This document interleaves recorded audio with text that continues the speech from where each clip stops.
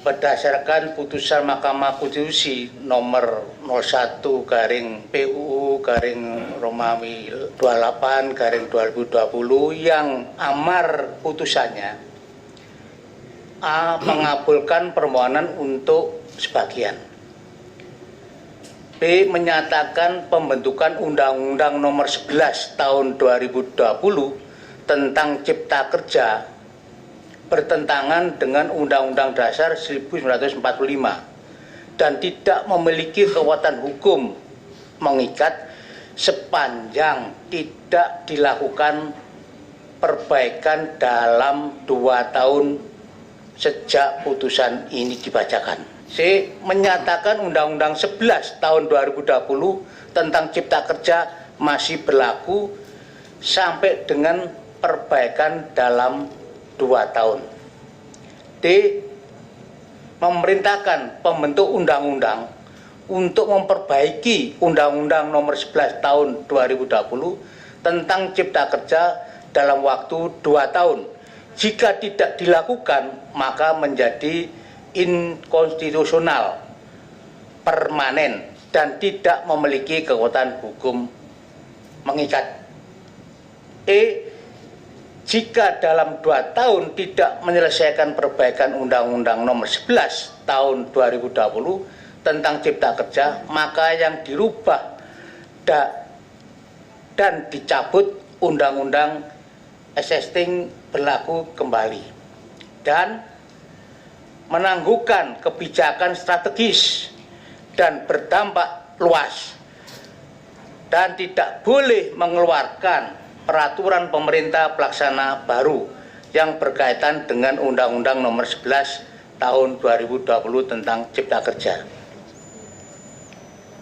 Inti putusan tersebut menyatakan proses formilnya bertentangan dengan Undang-Undang Dasar 1945, di mana proses pembuatan Undang-Undang nomor 11 tahun 2020 tentang Cipta Kerja tidak sesuai dengan ketentuan Undang-Undang nomor 12 tahun 2011 tentang pembentukan peraturan perundang-undangan.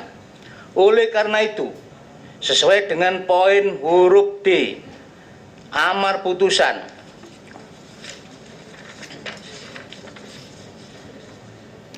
tersebut, seharusnya pembentuk undang-undang memperbaiki Undang-Undang 11 tahun 2020 tentang Cipta Kerja. Akan tetapi saat ini pembentuk undang-undang justru akan melakukan revisi Undang-Undang nomor 12 tahun 2011 tentang pembentukan peraturan perundang-undangan yang diduga di dalamnya akan melegitimasi Undang-Undang nomor 11 tahun 2020 tentang Cipta Kerja. Bahwa atas hal tersebut pimpinan daerah Federasi SPRTMM SPSI Provinsi Jawa Timur menyampaikan aspirasi sebagai berikut. 1.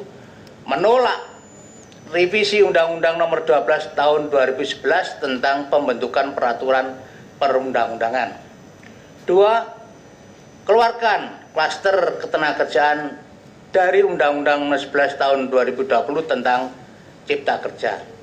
Demikian dengan ini pimpinan daerah Federasi Serikat Pekerja Rokok, Tembakau, Makanan, Minuman Provinsi Jawa Timur memohon Ketua DPRD Provinsi Jawa Timur membuat rekomendasi kepada pembentuk undang-undang, dalam hal ini DPR RI dan pemerintah. Demikian penyampaian aspirasi kami. Atas perhatiannya kami sampaikan terima kasih. Pimpinan daerah Federasi Serikat Pekerja Rokok, Tembakau, Makanan, dan Minuman Provinsi Jawa Timur, Ketua Purnomo, Sekretaris Rohadi Esa. Mungkin kita kembali kepada konsepnya, Ibu. Tujuan kita ke sini yang pertama kami minta dukungan, support ya. Sekarang di pusat muncul isu yang sangat santer ya. Dan ini boleh dikatakan dari pimpinan pusat kami bahwasanya ini sudah masuk prolegnas.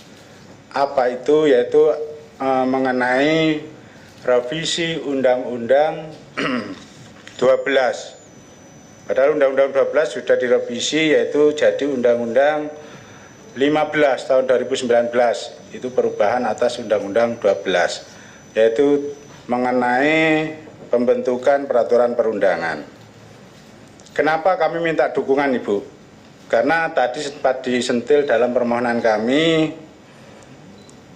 amanah dari putusan MK bahwasanya Undang-Undang 11 itu disuruh memperbaiki, dikasih waktu 2 tahun. Tapi ini pemerintah apa DPR RI, tapi kami menyimpulkan pembuat undang-undang, nuwun sewu sedikit ngawur, malah yang akan dirubah ini Undang-Undang 12-nya. Artinya, yang seharusnya Undang-Undang 11 yang diperbaiki ya, karena ini sudah tidak sesuai Undang-Undang 12, Undang-Undang 45, tapi ini kan sedikit aneh, malah Undang-Undang 12-nya mau direvisi. Kami menyimpulkan kalau Undang-Undang 12 direvisi, artinya Undang-Undang 11 akan jadi Undang-Undang yang sah, kan itu. Ini ibarat pelanggaran, kami sering menyampaikan ibarat pelanggaran, kalau ada orang melanggar lalu lintas ya, lampu merah, ada orang lalu lintas melanggar ya, contoh sepeda motor atau motor menyerobot, bukan motornya yang ditindak, lampu merahnya yang akan dibetulin. Lah ini kan aneh, Bu. Lah ini ya harus, saya minta tolong, sangat sekali minta tolong kepada DPRD Jatim agar hal ini tidak terjadi. Karena ini akan jadi presiden buruk pada peraturan perundangan di Indonesia. Itu. Jadi ada alasannya, Ibu. Dan nanti saya minta tolong agar dibuatkan bentuk dukungannya itu mungkin rekomendasi dari DPRD Provinsi Jatim. Yang kedua mengenai Undang-Undang 11. Kenapa kami kok minta keluarkan Undang-Undang 11 mengenai Undang-Undang Ketenagakerjaan dari Undang-Undang 11? Karena undang-undang yang ada itu yang sudah muncul kemarin itu sangat merugikan kami. Contoh, ya mungkin mengenai PKWT, yang nasib pekerja anak-anak kita nanti itu sangat tidak jelas mungkin. Ya. Yang kedua, yang sangat muncul sekali mengenai pesangon kita atau pensiun. Kalau sudah pensiun, kalau dulu itu total mungkin 32 gaji, sekarang tinggal 25 gaji. Ya, jadi di situ sudah muncul. Dan ini sudah terjadi di lapangan, gesekan-gesekan. Ada yang menerapkan Undang-Undang Cipta Kerja, dan alhamdulillah masih ada juga perusahaan yang baik hati tetap melaksanakan sesuai dengan PKB yang ada, yaitu sesuai Undang-Undang 13. Maka dari itu saya minta tolong sekali lagi dukungannya agar klaster ketenagakerjaan dikeluarkan dari Undang-Undang 11. Tuh. Terus yang ketiga mengenai dana bagi hasil cukai, mungkin sedikit akan saya sampaikan pengalaman yang kemarin. Anggota kami di lapangan itu memang sedikit resah, ya, karena betul yang disampaikan oleh Pak Dewan, Pak Suwandi, satu perusahaan ada yang dapat dana bagi hasil cukai dan ada juga yang nggak dapat. Alasannya apa? Karena pekerja itu tidak domisili di pabrik itu. Artinya KTP-nya contoh, pekerja sampurna yang jumlahnya mungkin kurang lebih 7.000 nggih. 8 ribuan yang dapat nggak sampai 3.000 yang domisili Surabaya. Jadi yang sisanya itu ada yang domisili Sidoarjo, Gresik dan sebagainya tidak dapat karena bukan penduduk Surabaya. Nah, kami di sini ingin mencari solusi dan ini tolong nanti bisa ditindaklanjuti oleh Ibu dan Bapak di DPRD, mungkin kita bisa diketemukan oleh pemangku penguasa Jawa Timur mencarikan solusi ini. Dananya kan sudah ada, ya. Dananya ada banyak. Sesuai dengan peraturan Menteri Keuangan, Jawa Timur mendapat jatah dana itu 2T lebih, Bu. 2 triliun lebih. Lah ini nggak terserap terus bagaimana, ya? Itu murni dana dari cukai, dari hasil kerja teman-teman, ya. Karena cukai itu bisa ada karena ada hasil produk dari teman-teman. Dan ini saya sangat minta tolong agar ini terrealisasi untuk tahun 2022. Karena 2021 sudah melenceng, banyak yang nggak dapat. Ya mudah-mudahan nanti dengan difasilitasi oleh Dewan DPRD 2021 bisa muncul, kan itu sih ya. Kasihan sekali. Mungkin itu tambahan dari saya dan mohon ini nanti bisa disepakati dukungannya, Bu Nggih. Terima kasih. Wassalamualaikum warahmatullahi wabarakatuh. Kita harus serius berkaitan dengan usulan yang disampaikan oleh Bapak Ketua tadi. Ada dua, yaitu berkaitan dengan pemerintah pusat dan pemerintah Jawa Timur. Ya. Kalau pemerintah pusat nanti biar dijawab oleh Bu Hari Lestari. Kalau Jawa Timur nanti saya kawal gitu. Jadi saudara-saudara sekalian, senasib dan seperjuangan, tapi sekarang seperjuangan ya, nasibnya agak beda. Ini keluarga saya, ini bapak-bapak yang ada di sebelah ini keluarga besar saya. Saya lahir dari RTMM ini sampai sekarang ini. Jadi intinya bahwa kebijakan pemerintah Jawa Timur ini memang perlu kita evaluasi. Nah, salah satunya berkaitan dengan tadi disampaikan mengenai IHT. Nah, IHT ini di Jawa Timur, perusahaan rokok terbesar itu di Jawa Timur, dan anggota federasi RTMM itu paling banyak di Jawa Timur. Kekuatannya luar biasa ya.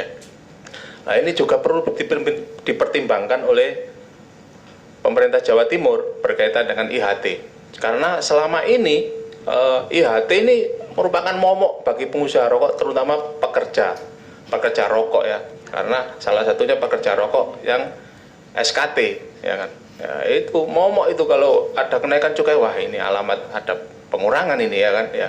Itu lah, ini perlu kita kawal terus, dan kebijakan pemerintah ini Bu Hari ya, karena kebetulan saya ini sama Bu Hari ini sama-sama di Komisi E ya kan, bidang pekerjaan.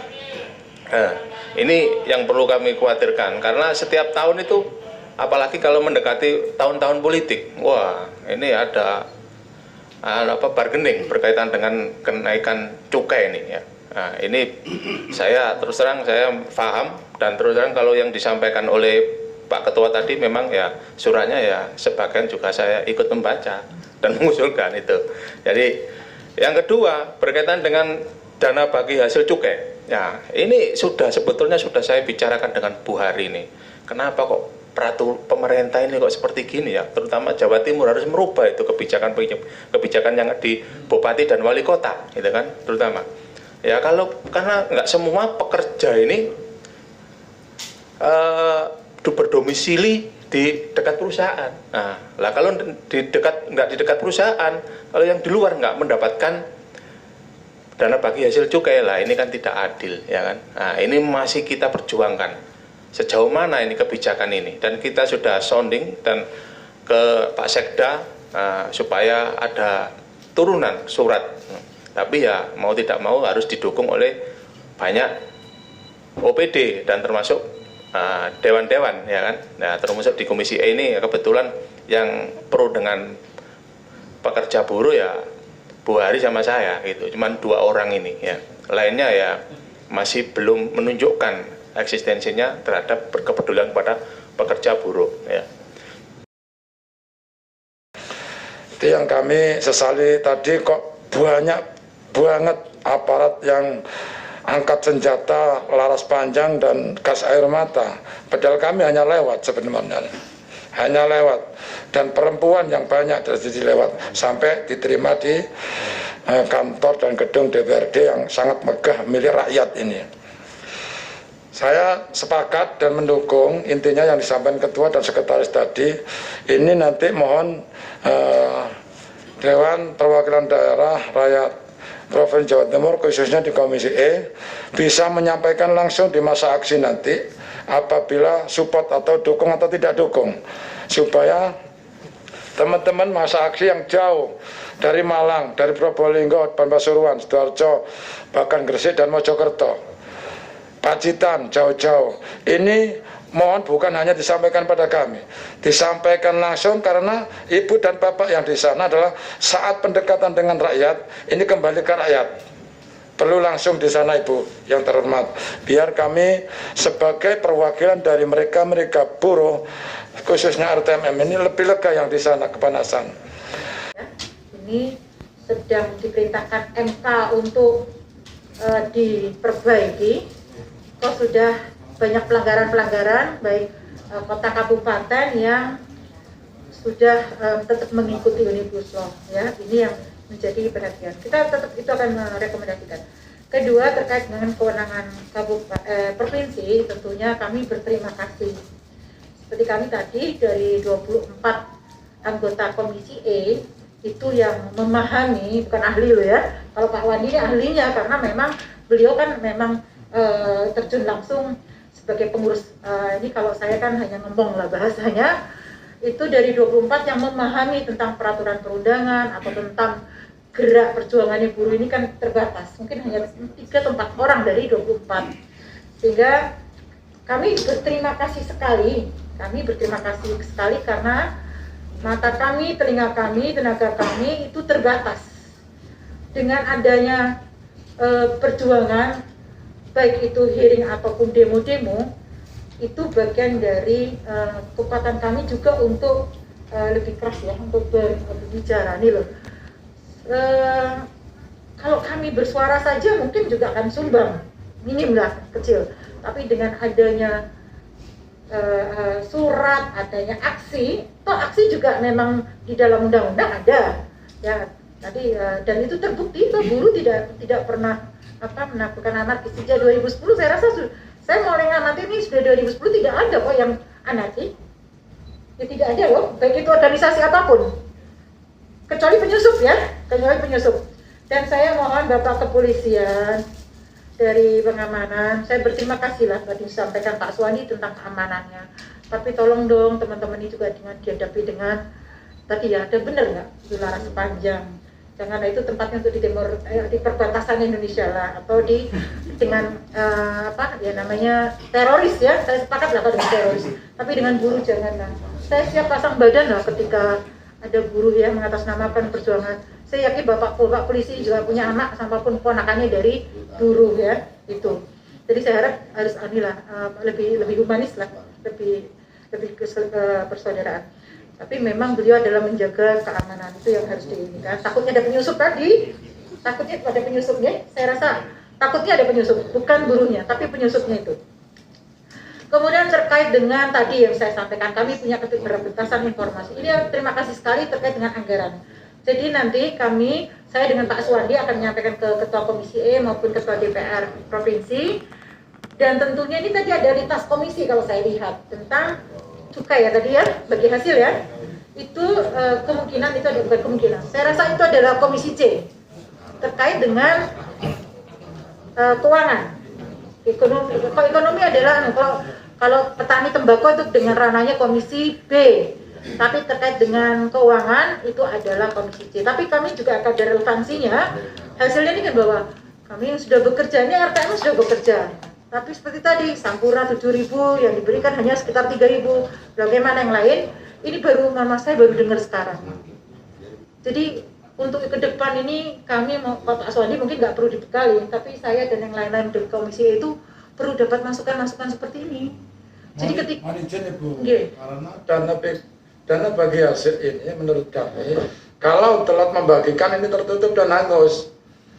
Apalagi ini sudah mendekati 2022 akhir, membaginya kapan kalau nggak kawal sistemnya. Mohon ini benar-benar mohon dengan hormat, pekerja rokok ini menangis saat mereka itu menunjukkan di perusahaan ini lebih sukses, pajaknya sangat tinggi, akhirnya ketelatan untuk pembagian dana bagi hasil tersebut.